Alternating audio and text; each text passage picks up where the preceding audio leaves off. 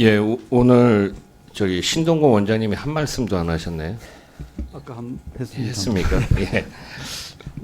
그래도 뭐 저기 그래도 이제 공정거래조정원이 가장 중요한 기능을 하는 것이 이 분쟁 조정 협의 조정으로 이제 조정 해결하는 거 아니겠습니까? 결국 분쟁 조정이요. 네, 그렇습니다. 그래서 이제 작년에도 이게 우리 위원회에서 조금 밀어줘가지고 고객 편익 서비스에 이제 신속한 서비스를 위해서 인력 증원이 좀 필요하다 이렇게 말씀을 드려가지고 기재부 인력 심의에서 8명이 증원이 됐었나요? 네, 그렇습니다. 예, 그렇게 해가지고 올해 실적 보니까 조정 성립률이 76%고 평균 처리 기간이 한 46개월 정도 이렇게 나오더라고요. 네.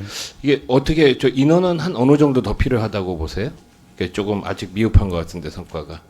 지금 그 기재부가 이번에 예산 예. 심의 과정에서 내년에는 일단 13명 증원하는 걸로 일단 기재부가 13명 증원이요? 예, 그렇게 예. 되어 있습니다. 그래서 알겠습니다. 국회 그 기재부 저기 2019년도 인력 심의할 예. 때 좀 도움 필요하시면 우리 의원님들한테 좀 얘기를 하세요. 예, 도와드릴 감사합니다. 테니까요. 예, 저기 소비자 원장님. 네. 자, 이게 지금 저기 인터넷 쇼핑 이용자가 급격하게 늘고 있잖아요.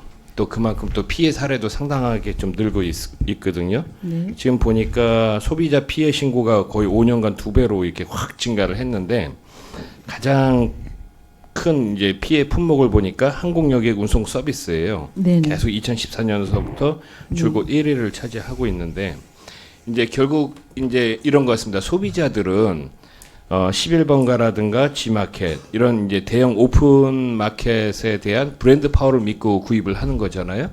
근데 실제로는 이 오픈 마켓 사업자들은 현행 전자상거래법상 통신 판매 중개업자로 돼 있었고 사실은 이제 중개 수수료만 이제 받아가는 맞습니다. 형식이잖아요. 네.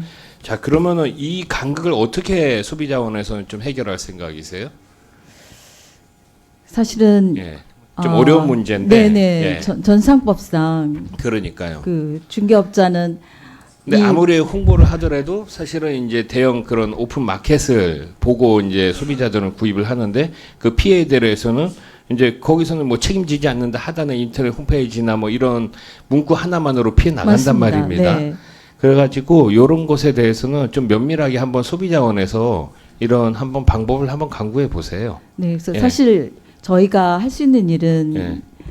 피해 예방 주의보를 예. 낸다든가 아니면은 이제 소비자 교육을 통해서 예. 이런 부분을 이제 인지를 시키는 일이 그거 이제 어떻게 가장 되겠습니까, 최선인데요. 현실적으로? 네, 예. 지금 현재로서는 예. 그렇습니다. 한번 좀 사실은. 방법을 한번 강구해 보시자고요. 네, 예, 알겠습니다. 이상입니다. 고맙습니다. 예, 전상법 개정과 관련해서 조금만 더 말씀을 드리면 사실 아까도 말씀드린 바와 같이 거래 당사자가 아니다라는 고지만으로 책임을 면하는 것은 지금 시대는 안 맞다고 생각을 하고요. 그래서 그 오픈마켓이나 배달 앱과 같은 지금의 통신 판매 중개업자로 분류되어 있는 것을 개념을 바꿔서 일정한 정도의 의무와 책임을 부과하는 쪽으로 법 개정을 해야 되겠다라는 생각을 하고 있습니다.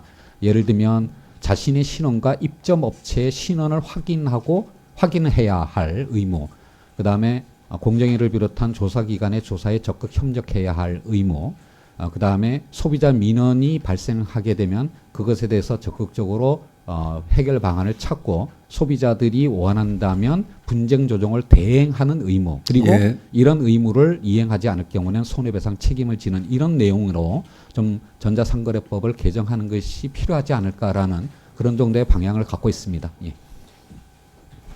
예, 김성원 의원님 수고하셨습니다.